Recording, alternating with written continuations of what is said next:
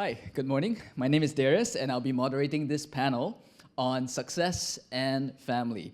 So in this panel, we will be delving deeper into some of the other themes that we have talked about earlier today. And so once again, just to reiterate, if you have any questions during the panel, there are a few options you can ask those questions. If you scan the QR code at the back of your lanyard, you can find a link to the Slido, which is a platform that you can ask your questions. Alternatively, there are two mics on either side of the hall, so feel free to use them if you'd like to ask your questions in person. And so this morning, you have heard from Dr. Seow Hon. You have also heard about the survey by Cultivate, and Daniel has shared those findings with you. So joining us on this panel will be Ms. Fannie Lim, one of the co-founders of Mums for Life.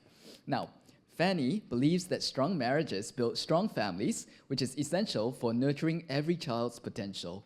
She lives out this ethos personally and through having co-founded the Mums for Life movement. In her day job in a charity, she champions social mobility, empowering children and youth from lower income families. So now I'll hand the time over to Fannie, who will share some thoughts on the topic. Yeah. Hi, good morning, everybody. Thanks for having me here. I don't have a presentation, neither do I have a lot of statistics for you. I'm just going to share a little bit about myself to give you the context of why I'm here, what I'm representing. I am a mom myself to 3 children, a wife to 1 husband, who happens to be here as well. And yeah, so that's my personal story. I'm one of 4 daughters as well. That's from family of origin, and now my children are in their late primary and secondary school years. After that period of being a stay-home mom, so I started out, professionally, I started out in IT sales. Thereafter, I became a stay-home mom for 6 years, and then I rejoined the workforce by joining the charity sector for, since then up to now. And I have been working with lower-income families for the last decade or so, working with women, and then now children and in the children and youth space. And actually, when I work with the women from the low-income families, that is one of the challenges I have as well in terms of success, right? Where some of them, because of their choices to remain at home with their children, as did I myself at one point in time, I find that it's an interesting conundrum, a dilemma almost, that they chose to stay home with their families, they prioritize raising their children, but at the same time, because of the wages that the husbands, the sole caregiver earns, the sole breadwinner earns, then they become on this spectrum of being on the low income, and then challenges will follow thereafter. So it is one, I do question myself sometimes, like, do I encourage them to find a job so that you give up your time with family, and then you can move yourself up the social mobility, and just do without the notion of being stay-home mom to raise your children? Or do I just encourage them and give them the space to be, but at the same time seeing the challenges and the struggles that they have day to day of putting food on the table? So it is an interesting, this notion of success, what is success? And in some ways, I do find that the what Prof shared earlier, this generosity as well. I've been hosted in homes of these women, and I find that they're very generous despite the lack of resources. You stand in a single room rental flat, and you're being hosted so well, thinking that they don't have a lot, and yet they give so much. So it's a very interesting for me to listen to all these different types of sharing. But anyway, I'm here representing Mums for Life, so let me go there. 2019, that's when Mums for Life was founded. In fact, Carol is here, several ladies as well. Carol is right behind. Several ladies as well came together, mums who felt that they needed to do something after Dads for Life was formed a decade before. And of course, the gentleman, one of the very significant person as well is in the room, Jason Wong, I believe, who's also very instrumental in Dads for Life movement. But anyway, coming back to Mums for Life, decided that it was necessary to form a complementary movement to dads, because a home is made out of both parents, ideally, and to build strong families, it would be great to have strong marriages as part of that catalyst. And in 2019, but the interesting part about Moms for Life, how it started, was very much not the, let's get going, let's plan our 3-year strategy, let's see where we take it from here, let's, just, put a boost of injection and say, where do we go, take over the whole of Singapore. But it was very much the, okay, let's not do anything. I've never been in, I mean, when I first started volunteering, it was a very counterintuitive measure for myself. If you have done Gallup's Strength Finder, one of my strengths is actually activator. So it's very much like, okay, let's do something, but it was complete opposite. Let's not do anything. Let's sit back, and, dial back, and think about our identity. Consider who we are as a daughter, a woman, a wife, and then a mother. And I think the context of it is very much because mothers, once we have an identity as a mother, it very likely consumes us. It is a very big part of who we are, and sometimes we forget that behind that motherhood or being a mother, there is actually the identity of a daughter, a woman, and a wife as well. So this whole thing about, Dads for Life movement, once it started, it was like, okay, dads, let's step up and do more and be part of the family. You are a pillar, you're so important. And then the moms is like, let's do less. Let's slow down and think of who we are and allow the dads to come alongside, remembering that it is not even a 50-50 type of partnership. It is a 100-100 partnership, right? Where we become who we are to the best of our potential as this woman, mother, and then for the men to also become 100% version of who they're supposed to be. I think many times we look at the stats just now, right? Like, do men do more, women do more, fathers do more, do they do less? It is not a 50-50 concept. In fact, I don't think the word fair is even, it is a very hard to grasp kind of thing. It's meant to be mothers and fathers, women and men, becoming 100% of who they are. Now, Moms for Life, what they're currently doing, I would very much encourage all of you to go to the team right behind that. If they could wave, they actually have a team right here from Center for Fathering, Moms for Life, Dads for Life, they're right there. So please go to them right after, if you want to find out more what they're currently doing. Started 2019, up to date. My dear husband has kindly texted me the information, if I could read it off to you right now. They have served 8,000 over moms since then. The program, Heart of a Mother's Experience, is mainly conducted in prisons right now. Community engagement include community centers, schools, and halfway houses. If need more info, he gave me the permission to point you to him and them right behind there to speak to them during the breaks, please. Yeah, so that's all from me. Thank you, Darius. Okay, thank you, Fannie. And now we'll go into a time of dialogue where I will pose some difficult questions, some not so difficult questions to our panelists right here, and invite some thoughts from them. And again, just to reiterate, if you have any questions, please feel free to ask them via Slido, or there are 2 microphones on either side. So after this dialogue that I'll be having with them, we'll open to the floor for Q&A. Now, I think when you look at the media, you probably have heard of the idea of quote-unquote super mums.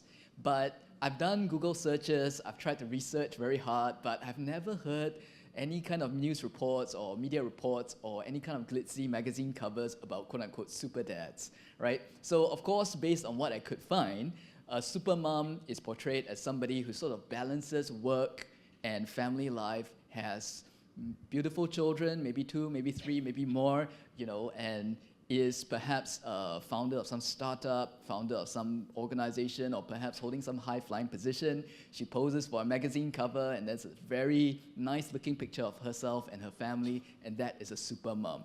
But again, we've not heard so much about super dads, and honestly, I don't know what that is. So I would just like to ask Fannie and Daniel, do you think this idea of quote-unquote super moms is good, or does it put too much pressure on mothers? And what about fathers? So, Fannie, what are your thoughts? I think one of the questions that have been asked of me is, how do you do it all, right? How do you balance everything? In fact, in the audience, I do see some friends who I don't think has done so much with their children, with their lives and all that. But I personally find that life goes in seasons as well. And I don't think I juggle everything at the same time. I guess I choose the things that I would like to juggle. I mentioned earlier that, I became a stay-home mom for a season. So clearly the career ball was not in the air. And then after, when I stepped back into the workforce, Kevin, my husband, said, dear, this is your time to go for it. When I was contemplating a leadership role, actually, so when I entered back the workforce, contemplating a leadership role, he said to me, dear, this is your season. I will back you up all the way. So again, that means that with him taking on a more active role, being there with the children, I mean, he was always there for the children, but giving me the assurance to allow me more time away from home has, allowed me to sort of so-called not really hold up that family ball as much as I would like to. And him, taking on that additional. So I don't consider myself a super mom. It's just a mom living through the seasons. And in each season, there will be different priorities and different things that we also put down as well. And this was only possible because, because of that man over there. Daniel. Yeah, glad to hear that, because when I think of this term super dad, I think it's very tempting for both super mom and super dad ideas to be shaped based on materialistic concepts. Yeah, so like what Darius already mentioned on cover magazines, being very good at careers or stuff. But there are so many other dimensions of being a dad or being a mom that is often left out. Like, for example, how are you going to measure the relationship between the husband and the wife, assuming that they are married? Yeah, and even if they are not married, then how are the relationships? Is the father in the picture? Yeah, so all these things are not really often talked about, and people are very interested in what is easily measurable, and that's usually something that's got to do with money or some material kind of an index. Yeah, so I think this whole idea of super moms or super dads, perhaps it's more healthy to look at it in terms of as an individual, with whatever you are given. Yeah, how are you with your spouse or with the mother or the father of the child? Yeah, how are you contributing in terms of the well-being of the child? Yeah, because when we talk about parenthood, we shouldn't make it all so much about the parents. Yeah, but actually, we as parents, we must remember that our children are our number one beneficiary. Yeah, and our relationship with spouses in the marriage context is extremely important. Yeah, so when we want to talk about what makes a good father or a mother, we have to also remember, are we first and foremost a good husband or a wife? Yeah, so this means that we cannot be trying to make big decisions on our own. Yeah, because it's very tempting to be efficient in the Singapore's climate. Yeah, everything is we must do things fast, we must be orderly. So we tend to use a lot of power kind of play, to get things our way. But I think, good fathers and mothers would have to work together, for the benefit of the child. Yeah, so I would probably look at it that way. Yeah. Okay, thanks. Moving on to this idea of parenting once again, I think a lot of us have heard of kiasu parenting, or perhaps tiger mums or helicopter parenting. And so, of course, these kinds of points towards an idea that parents want the children to succeed, to stay safe, to achieve a certain idea of what it means to do well in life and to avoid various kinds of pitfalls. And so I would like to pose a question to Dr. Tan. What do you think contributes to this kind of parenting attitude in society, and do you think it should be changed? If so, how do you think it should be changed? Okay, so I spoke of parentocracy in my speech, right? Where there is interventionist parenting, sometimes a bit excessive. And I have, I won't say that I have encountered excessive parenting, but I have encountered very enthusiastic parents in my work in school. And I'm finding that, schools have to sell a lot, not just to the kids, through open house, but also parents are increasingly accompanying kids to the open house for the university. I work in the law school. And, it wasn't like that in my time, where I could choose my own schools and so on. And I want to say that I don't think that the conception of the aspiration that the kids would do well has really changed. The aspirations have remained the same from when I was a kid to when I'm a prof interacting with parents, with kids. So it is not that the aspiration has changed. I think what has changed maybe is that we have attended well to the basic needs, and we can afford to attend to more things now. So there's, when we can attend to more things, we're more affluent, then there is also more knowledge on the part of this generation of parents. And as a result, with that knowledge and with socioeconomic stratification, there is a temptation for the parents, or rather there is an anxiety on the part of the parents. Yep. Thanks. Okay, now, going on to the survey, of course, the finding that probably provoked most eyebrows and reactions and thoughts from all of you was perhaps the question of who sacrifices more, right? And of course, we realized that women tended to say much more, that women sacrifice more, either in the context of marriage or parenthood. And so, Daniel, I would just like to ask a question. Can you elaborate more on perhaps some of the reasons why they might be saying so? And, well, what are your thoughts on some of these reasons? Well, it's interesting to see the divide, but it's not unexpected, largely because we are people with our own lived experiences. Yeah, so, and also our own social community groups. And it's more likely that men will talk very plainly with men and women with women. Yeah, so it's very common for, I have been to different kinds of gatherings, even with my wife's friends. Yeah, and often you will hear amongst the women, they are talking about the challenges of being a mother, like for example, carrying a child for 9 months and things like this.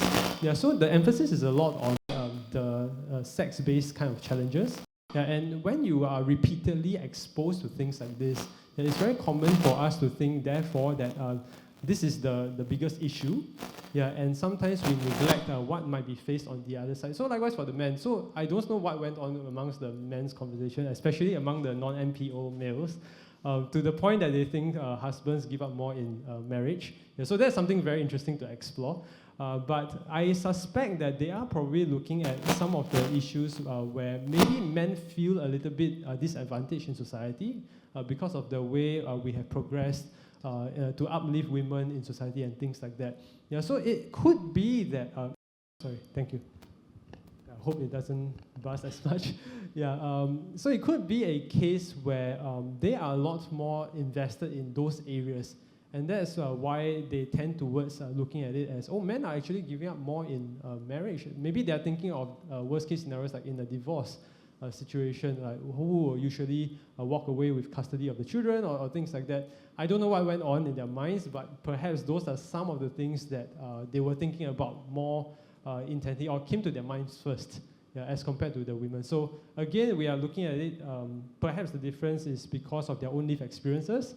They are more inclined towards something, maybe because they've heard it more often, or maybe that's just something that affects them more personally. Yeah, so I'm guessing those are some of the reasons why we see that kind of a divide. Yeah. Fannie, if you don't mind me asking, I know your husband is here, but in your opinion, who do you think sacrifices more in a marriage and why? Is there, would you like to ask him? No, so I find the concept of sacrifice is, I don't know. So I find that like for my parents' generation or for the older generation, they might not see it so much as a sacrifice, to give that drumstick to me and my sisters versus them eating it themselves. Almost like it's a very dutiful type of role for them. Like as parents, they feel that they should provide for the family. So hence, I feel that it's less of a thinking like, oh, it's a sacrifice. Maybe now because of us having more, and therefore, there's a concept of self-care and wanting to travel and all of that, then we start to think, okay, it's as though I need to put those on hold, like my career progression, and sacrifice because I take a pause to have children, which will delay my whatever aspirational goals in life. So I believe that perhaps what might be helpful to consider, like less of a sacrifice, is when we adjust our mindset, one, but also to see that there are gains that we do achieve, not achieve, but there are gains when we do enter into parenthood.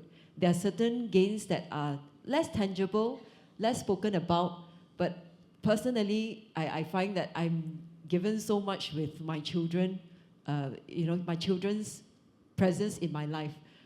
They have really, they cheer me up, they tell me jokes, they just do all sorts of things, and I find it such a joy, and I don't see it that much of a sacrifice at this juncture, at least. I don't know, maybe when I start sending them to college, then it will feel a lot more painful, but right now I don't see, the sacrifice bit as strong as I think some of the surveys have pointed out.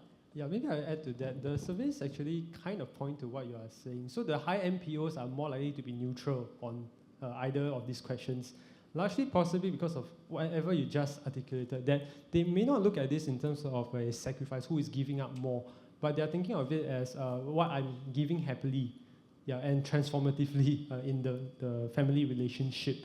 So perhaps that is the reason why we are seeing that kind of a divide across NPO levels. And for the men and women, I would still defer back to maybe it's because of lived experiences and their social circles. Sorry, can I quickly add as well? I think also if we operate on a deficit, that means that maybe our love tank is very low. Then it feels as though you're giving out so much more than you actually have. And perhaps it's a question of how can we fill up that tank of ours somehow, in some ways, whatever that is, works for you, to consider that the moment when we feel like it's very painful, I can't give out anymore, it's perhaps a good time to introspect what is our state as well. Now, next question for Dr. Tan about the idea of the Singapore dream. So I quote from a 1996 statement by a nominated member of parliament who said this: "If one grew up in an attap house, one could, with dedication, effort, and capability, purchase landed property and a Mercedes-Benz, if not a Lexus to boot. That was the Singapore dream." So this NMP was obviously criticizing this idea and thinking that it's unachievable. So he said that, the Singapore dream was fading away due to the rising cost of living. So any thoughts on this idea of the Singapore dream, and should we replace that with something else? I know you alluded very strongly to that. Okay, 1996, I was in law school. And if the Singapore dream was fading away back then, it explains why I'm not living in landed property. But otherwise, I can be actually considered, I won't call myself a poster girl at my age, so I'm a poster old lady for the Singapore dream. And you see, I'm thinking that, in a way, although I spoke of the Singapore dream, in the Singapore Dreaming movie, being the 5 C's and material success, there's also the aspect of the social mobility. And it's seen as something good because if you start off poor, nonetheless, with meritocracy instead of nepotism and corruption, you're actually, you can advance with the help of the government. So I am such a case in point. I came from a very humble family background. And in 1984, the GEP started, Gifted Education Program started. I was in primary 3 and I made it through some rounds of the Gifted Education Program. Then I didn't make it into the program. So in 1984, I learned that I was not gifted. Then after that, I featured my O-level certificate on the slides, O-level results. I don't know whether you noticed. It was still a perfect score for the O-level, so it didn't matter. And then I was supported by scholarships all the way from JC to university. And then, in fact, one of the scholarship paths panel that I was one of the scholarship interviewers is around in this room, and I met him decades later. So anyway, I was supported by scholarships throughout, and then I am actually from, I'm the first graduate on my paternal side, and yet I made it to Harvard Law School at the doctoral level. So in a way, I think that that flat structure at the start, you know, when we don't have a lot of people being substantially, wealthy and able to give a lot of resources to their kids, and then there were enough scholarships for many of us to get. And I can think of some of my classmates in junior college, the one which was once at Gimmo, or you might call it Holland instead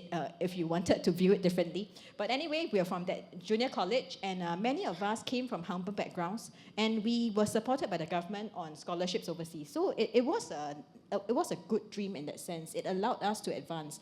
But right now, you know, because people are advantaging their kids, then I think that meritocracy, as Chan Chun Sing also said in the 2023 speech, you can just Google Chan Chun Sing 2023. It's a pretty good speech. And in that speech, he suggested that, you know, we need to tweak meritocracy because it is leading to socioeconomic stratification. I don't know when I'm answering your question. Yeah, you do.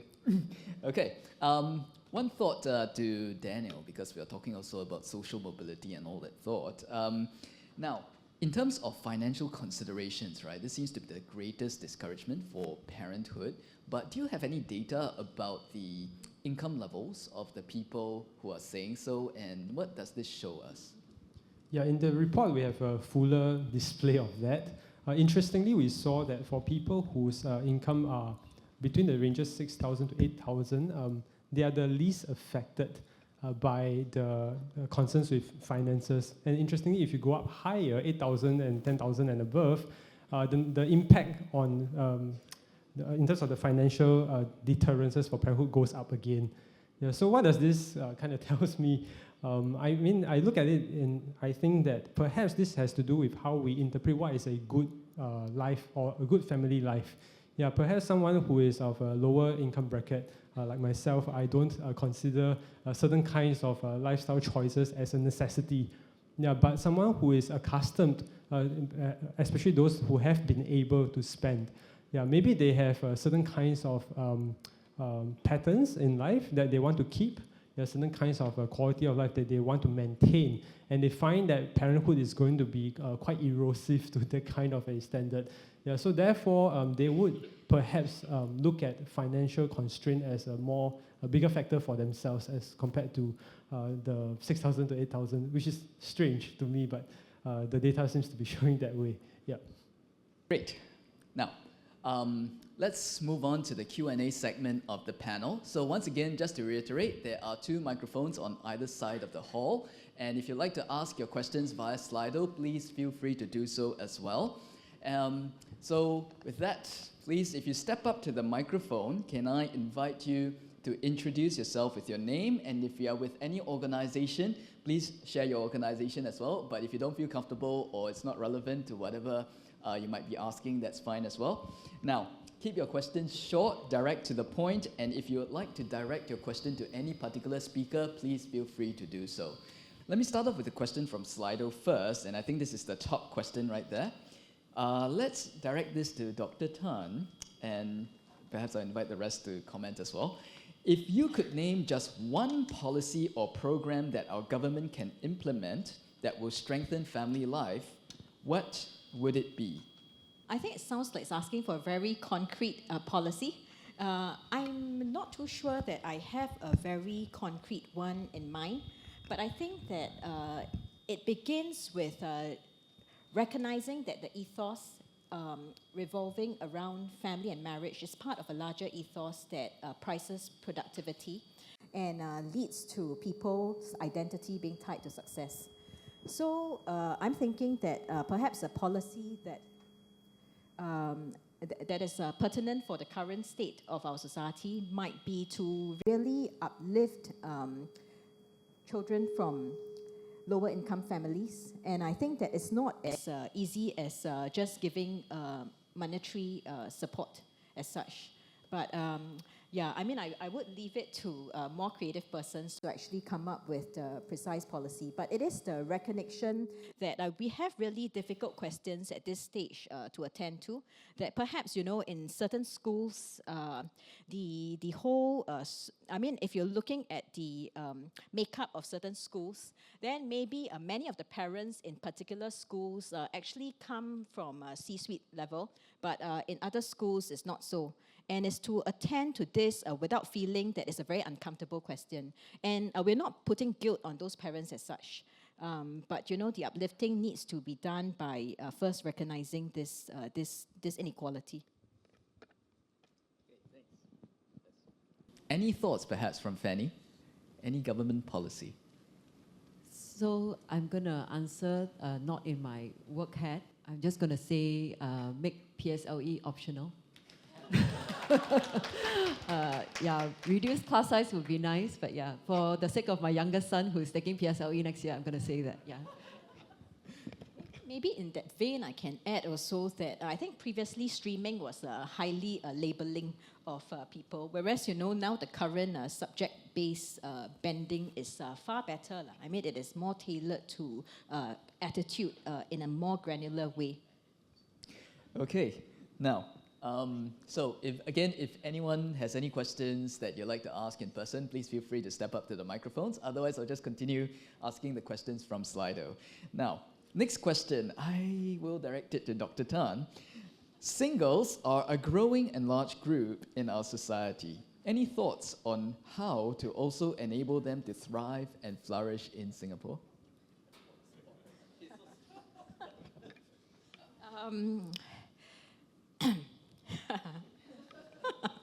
Okay, I mean, what can I do, right? I can't, in a Q&A session, direct the question away to someone else. Okay, so I think that, I have a phrase, okay? And the phrase is called being single in a world of married people. Now, I'm not talking about numerical majority or minority here. Okay, I'm talking about a world in which there is a default that, if you are a parent, you're married and that kind of thing, then, certain things are just justified. So, for example, if there is evening session, evening party organized at the workplace, then it's easy to say that, I have to go back to my kids, and then leave your colleagues to helm the session who are singles. So, I mean, there's this kind of mentality. I guess, to help singles thrive, I think sometimes we speak of how we should be, how singles should be contributing to the lives of families. Then maybe we should also shift the mindset, how families can embrace singles into their lives. So I think it's an attitude shift, you see.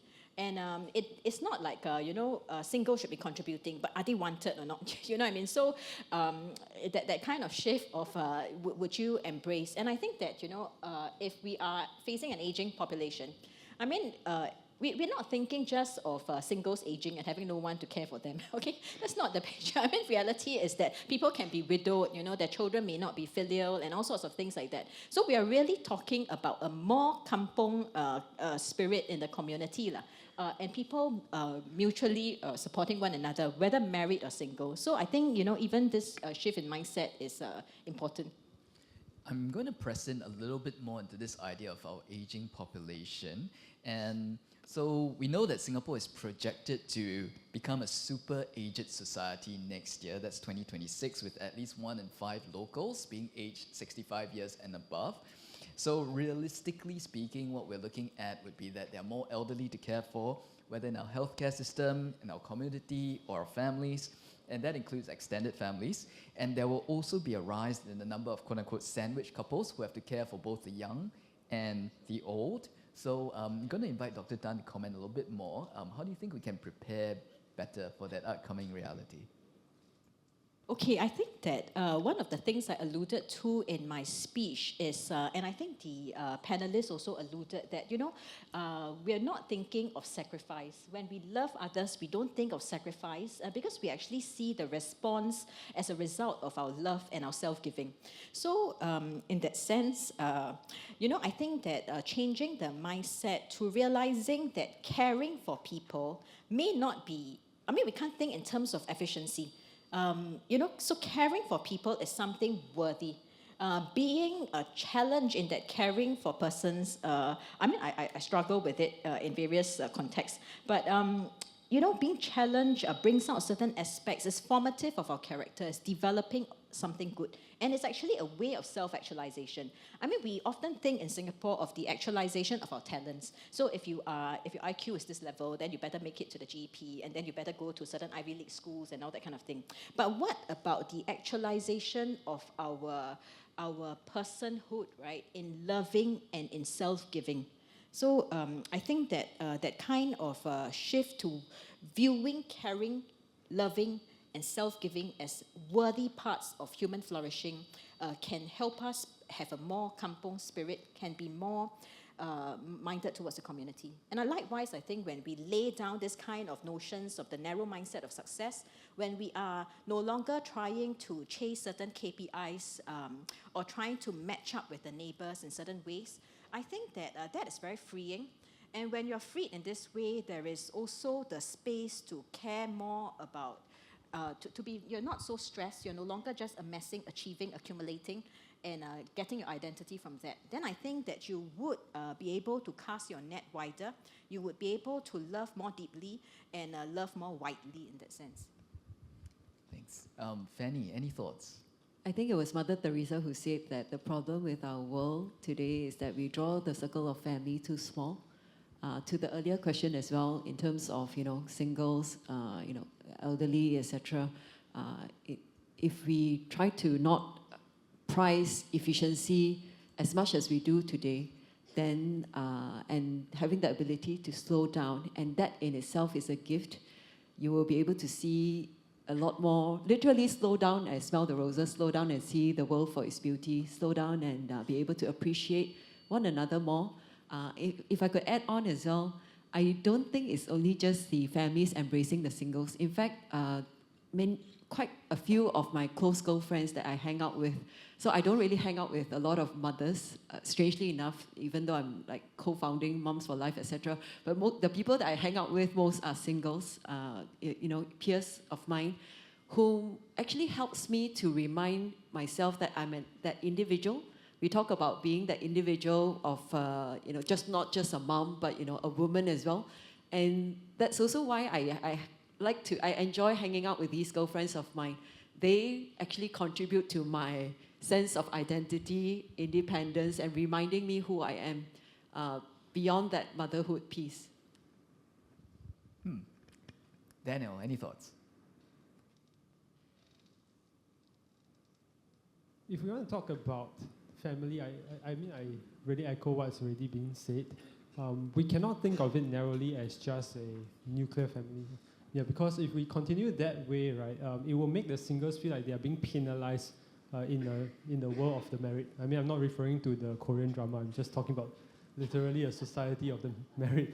And why do we live in such a world? I would say perhaps it's because for the married and parents, the kind of spending that they have, the expenditure that they have to take on is really very different from singles who, whether they are living alone or living with a partner.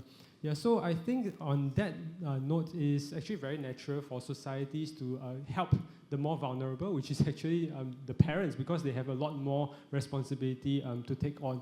But at the same time, I think any kinds of policy cannot come at the expense where the singles feel that they are being punished for being single either by choice or by circumstance. Yeah, so I think we do need to look at it this way. That is, when we talk about family life, apart from trying to cultivate a view that is more friendly towards having children or being married, we also need to think of it as how do these married couples also really enjoy life together with the singles. Yeah, because when you have stable families like this, right, you actually have more capacity in the long run to integrate people who currently don't have their own formed nuclear families, especially in the later ages, where perhaps it is very easy to feel lonely. When your close friends are also starting to get aged, it's harder to visit each other. It will really help if you have friends with also families and children, to be integrated together as one community, to look out for one another. And this is how perhaps we can also tackle the issue of loneliness amongst the aging population. So I really believe that whatever policy we want to talk about in terms of encouraging parenthood or marriages, we cannot do it at the expense of making singles feel that they're penalized, and we should try our best to work towards something that's more integrated. Yeah. Okay, thanks. We have a question from the floor right there. So just a gentle reminder, introduce yourself and keep your question short and concise. And if you'd like to direct it to any particular speaker, please feel free to do so. Okay, yeah, thank you. My name is Elaine. So my question is, it's from Dr. Tan. Just now you have mentioned to help the family to wants to have more children is to help, like give more help to the lower income families. But what I notice is when Singapore strives to higher and higher economy achievement, that our birth rate is getting lower and lower. And also individually, the higher educated people and the higher income group are always the people who are not so intent to birth to children, like they have the lower birth rate. Whereas the lower income group will always have higher birth rates. Even in the worldwide, we see the less developed and less wealthy countries will have much higher birth rates than those developed countries. So in the individual sense and worldwide, a larger scope, it always happens in the same way. So how do we address this situation in Singapore, and what is the reason behind? That's what I want to ask. Maybe all of the speakers can give us some share. Thanks. Okay, Dr. Tan first.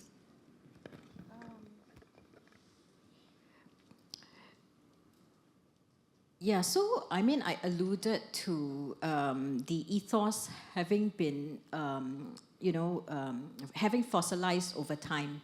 And it's not just in relation to policies that are related to marriage and family as such, but it is a larger ethos of wanting to enhance productivity in the country, as well as then realizing that, if you are successful, it opens certain doors and all that kind of thing. I think that, I'm thinking more in terms of how we can, in my conclusion, I said that we must be very careful not to always frame it in terms of economic success. We must realize that that is a means rather than the end. So even shifting the whole narrative consciously when putting out certain family policies would help. But it has to be also shifting the narrative as a government, shifting across different areas and not just for family and marriage as such. Yeah. But I think your more specific question is how to encourage. I don't know, are you asking whether, how to change? Are you asking for how to increase the birth rate, how to increase the desire of a higher income and higher qualifications kind of parents? First of all, what is the reason behind? Because this is really a very general situation. Worldwide, you can see all the more richer countries, they have lower birth rates. And even the government will have policy to encourage the birth rate. Still, the birth rate stay very low. And individually, we see higher educated people, they would rather to stay income or only have given 1 or 2 children, not willing to give more. So what is the main reason, a general reason behind? And not just by government policy, but as individual, as friends, I have friends around, how do we address this? So first we get to know what is the main reason behind. Okay, so to the extent that I'm not a sociologist, I wouldn't comment on what has led to this. So I was just postulating for Singapore that, certain things may have resulted in this kind of mindset. And I guess certain types of persons are more planners, and they think in terms of not spreading the resource thinly and this kind of thing. So when one is more of a planner and that kind of thing, or one wants to guard one's life, and invest in all the other spheres of one's life, then as a result, there would be a decreased desire to have a very large family. But again, I'm not speaking as a sociologist, so this is not trying to establish a real causal link, but just more of giving, some of my thoughts. Okay, Daniel, I think you should have something to say because just now I had a question also about the income levels and all. So, Daniel? Yeah, I think this might have to do with our concern with control and safety. I mean, it's very normal for anyone to prioritize our own safety and stability. Yeah, so for people who have attained a certain kind of wealth accumulation and things like that, it's very easy for us to think that there is something we want to protect, and this something is wealth. Yeah, so we want to protect our way of life, we want to protect our current levels of comfort, and I've already alluded to very briefly just now that being a parent can be very chaotic. Yeah, you suddenly feel like time is no longer in your control. You suddenly feel like anything can happen. Like one day you are just playing fine, and then the next minute your kid put the finger into the bicycle and then need to go to the hospital, Yeah, I mean, that's a real case for me. Yeah, so things like that happen. And I think when we are very accustomed to having a lot of control over our finances, control over our environment, control over our lifestyles, it is difficult to then give up that sense of control. And that might be one of the reasons why people with more income, higher income, tend towards, I want to have a smaller family because I want to know what I can control. I want to be able to provide for the children. I mean, that's not a wrong thing to think about. It's actually responsibility. Yeah, but I can't yet pinpoint how much of it is fear and how much of it is out of a very responsible kind of a mindset. Yeah, I suspect it's a mix of everything. Yeah, so it's not easy to pinpoint and suggest that one is good or bad. I don't think we should look at it in a binary. Yeah, so to answer the question of why is it that it seems like the lower income group are more open to having larger families, and the higher earners are less interested. It might be got something to do with this sense of control and fear. Yeah, so until we address that kind of a mindset, when it comes to fear of losses, fear of loss of control, we probably will not be able to see a big shift, in terms of the attitudes towards parenthood. Yeah. Okay, we have another question from the floor right there. So, gentle reminder, introduce yourself, and again, go ahead. Good afternoon. My name is Timothy Wirasekara. I have a question about the future of Singapore. There is this common idea that once a birth rate drops below 1.5, 0.97, actually the point of the quote-unquote point of no return is 1.3. There is a popular science narrative that is now developing that says once your birth rate drops below that level and stays there, it is mathematically insurmountable to reverse the birth rate and to bring it up once again.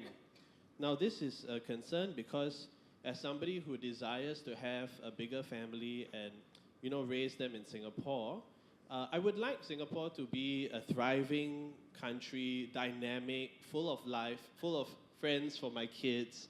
And I feel that there is sometimes a concern that comes into my mind about the future that my children will inherit given the mathematical realities or difficulties, let's just put it that way, that we are facing. So I was hoping you might be able to communicate something on this idea of family being an intrinsic good, but also give us some hope about what the future of family looks like in a Singapore that has fewer and fewer children on a mathematical level. Wow, that's a tall order. So about the point about intrinsic good, I think this was something that Dr. Tan mentioned, so I think we'll start with that first. Okay. In the first place, I must say, this is not my field of study. What you're asking, Tim, it's not my field of study, but I want to highlight that in the past there were certain beliefs about population explosion and all that kind of thing. And they have turned out to be points of regret when we act on those beliefs. So I think that the factors that are taken into account, I don't know how comprehensively it is properly calculated or whether there are certain variables that we cannot predict. So if there are in fact certain variables that we cannot predict, to bank our future, or rather to bank on the lack of a future, and therefore to not want to have more kids, I think, you can in that sense have faith and have more kids. Yeah, because if everybody thinks like that, it would be even more drastic. What am I supposed to say about intrinsic goods? Well, intrinsic good of family, intrinsic good. Yeah. It still starts with one person, right? So I think that one person having a thriving family could inspire others to have thriving families. But if we have people all believing that they should not have kids because the world is turning bad, then these people will be in the final season of their family life. But it is the rest who believe that there is a future who will go on to fill society, I guess. Well, my thoughts on that would be, it sounds to me like there's a degree of self-fulfilling prophecy, right? You believe that to be reality. If, let's say, you believe the world to be bleak and dark and everything like that, then you will live in a way that reflects that belief. That's my sense of it. Daniel, any thoughts? Yeah, I think it's interesting because if you consider the conversations between parents and non-parents, I think parents have a responsibility then to actually be very truthful and factual about what it's like being a parent. Because I realized that when people ask us about, like me and my wife, about parenthood, usually the conversation goes two ways. One is to confirm the fears about parenthood and keep asking about how bad is it or whatever. And then some others are perhaps more genuinely interested in the experience, like what is so good about it, what's great. They might be contemplating parenthood and whether it's worthwhile. So I think the parents actually can take this opportunity to share how it's like being a parent in a society like this. Yes, there are a lot of challenges, but at the same time, I think we can also share very frankly what are the joys and hopes that are very intangible. So like I've mentioned already, our society prioritizes things that are measurable because it gives us a sense of control. It gives us a sense of like, oh, I know where we are going. But when it comes to human relationships, very often they are not tangible things that you can count or quantify. So we have to go back to looking at things like this, and express them with people and let them know that, hey, I know that it is pretty messy, it's quite tiring at times, but you have a certain kind of a return, which is very different from what people who are not parents will not understand. And it's quite funny because when I have these kind of conversations, very soon after my wife's friends or my friends, they will say that there's a baby dust in my house. Very soon after they started having kids too. So it's like my wife is like the person that is the go-to for her peers right now for motherhood. Like everyone is going to her asking her about like how do you take care of kids, how do you juggle with work. So I think parents in this society don't have to feel so pessimistic about the future. But let's just do our part and just share what it's like. You don't have to hide the nasty stuff. I mean, it's true that it's messy, but we can also share the hopes and the good things within. Okay, we have a question from Flo there. So we'll take 2 quick comments from both of you, and then that will be our final question. All right? Okay, so Timothy, this is how heavy your question is that all 3 of us got to weigh in.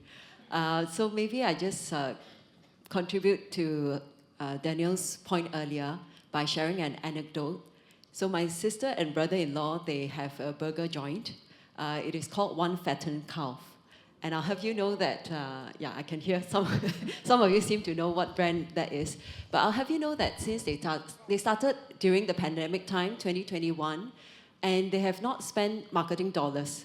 But yet, the power of the word of mouth is such that if you look at their social media, it is mainly people who share with friends and family about this burger. In fact, earlier this year, they made it into a global list of, great burgers or something like that. And this is just word of mouth.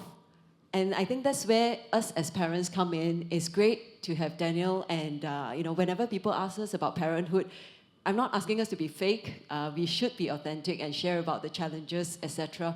But maybe Asian culture is such that we tend to complain more, or maybe it's a Singapore thing, I'm not sure.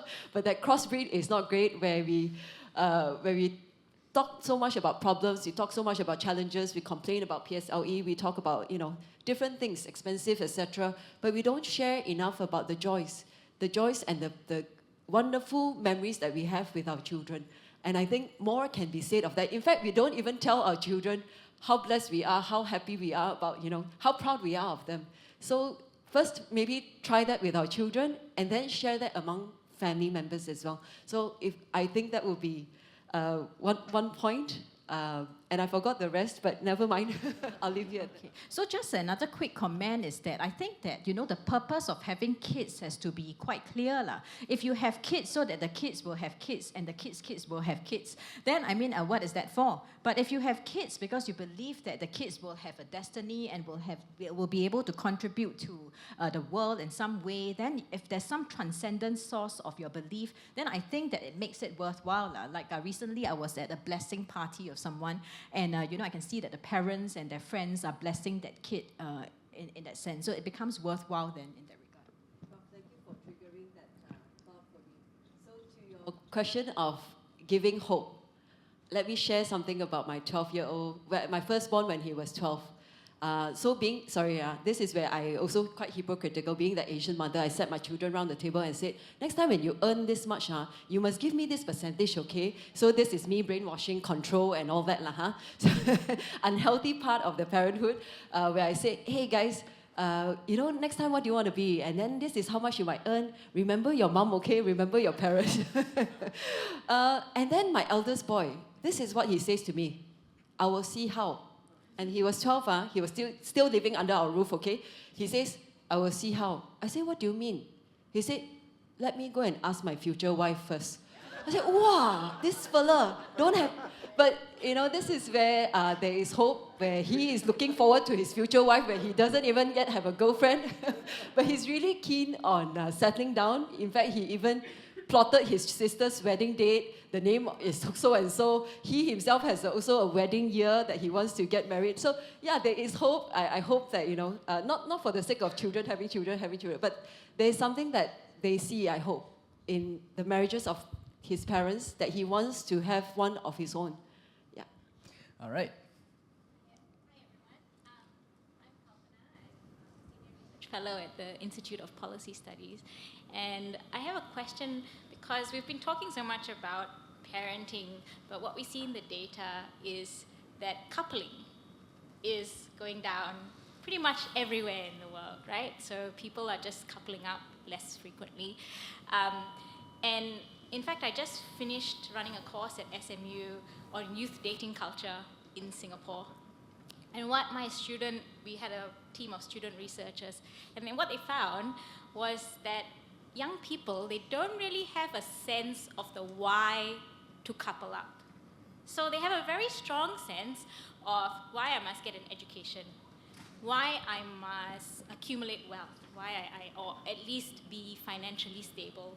But they don't have a strong sense of why for the relationship. Their why is more like, my religion tells me that it's a good idea, or I see that my parents have a good relationship and stuff like that. But they don't have their own sense of how important relationships are to human beings and how we thrive and flourish when we have social relationships with one another.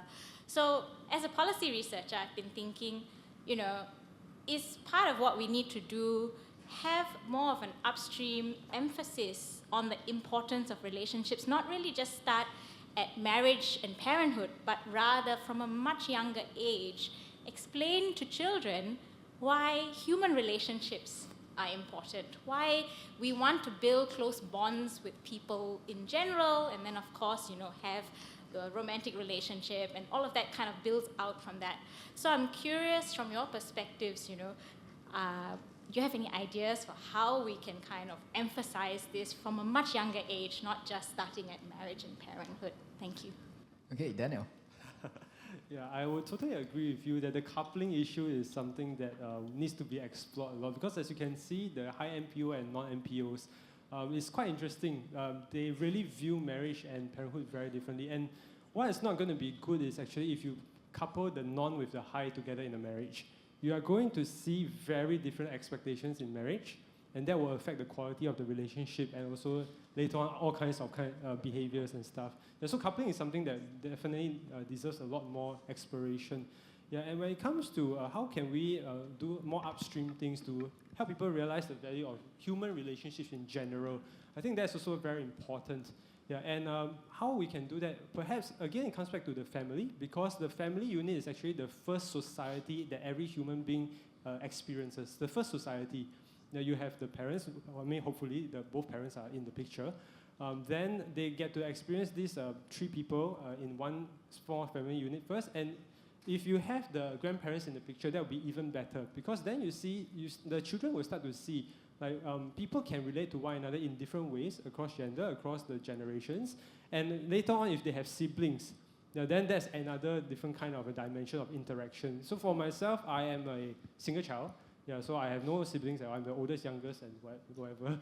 Yeah, so I never understood what it was like. But when I looked at my children, there are 3 of them. So I really see that they interact with each other very differently. And perhaps they are going to have a head start in life in terms of appreciating human relationships.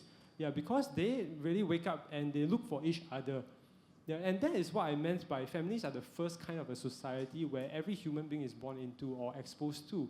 And that's why it's very important to focus on ensuring that marriages are strong, families are strong, yeah, because that is the first cut. Yeah, but of course, beyond that, in terms of education and things like that, there will be a lot of importance to place on talking about things like when we talk about success in life in Singapore. Yeah, don't just talk about career in terms of like, what you can achieve, what kind of wealth, what kind of fame you can get. Yeah, so throughout the education levels, perhaps we need to start introducing a dimension focused on relationships. Yeah, so what do you want in your life in terms of the people around you? Yeah, how do you foresee yourself in 10 years' time? What kind of friends do you have, and do you have a family? Yeah, because that is something that is extremely important. So anecdotally, it's quite interesting because I've heard educators say that sometimes they ask the students secondary school level, how many of you want to have like children and stuff? Almost 100% of them say they want to. But what happens is we observe that when we go into adulthood, that changes drastically, for Singaporeans at least. Yeah, and that perhaps is because as we grow older, we are being sent this message that you have to prioritize your career. If not, you will suffer in life, you are not going to have a good life ahead. Yeah, so everything is geared towards achieving that kind of material success. Yeah, and family becomes like a side piece. Like you will get there when you get there. Yeah, so instead of perhaps talking about it this way, we can look at how to integrate career talks together with things like this. Like when you talk about careers, yeah, can you also talk about careers that are more friendly in terms of the demands and family life? Yeah, because there are certain kinds of careers that will require people to travel a lot. Yeah, and that is going to cut the chances of people meeting one another, have very sustained relationships easily. Yeah, so when we look at things like this, perhaps one of the steps forward is to start emphasizing the value of relationships and how perhaps some choices we make will affect relationships in general. Yeah, so if we can start that from a younger age and throughout the ages, we might stand a better chance at helping people appreciate human relationships more and by extension, perhaps family life as well. Yeah. Dr. Tan, one final comment from you? Okay, so have you heard of the word situationship? Yeah, I mean, I find that to be such a troubling word that when people are dating nowadays, they are not in a relationship, they are in a situationship. So it varies according to where life takes you. And there is a fear of commitment. So I think it boils down to a very individualistic outlook. It's about me first. Do you fit into my plans or not? So it's a deprioritization of relating, I think goes back to what Daniel is saying. Okay, it's about time. And I think with that, thank you very much to all panelists and thank you to all of you for participating actively.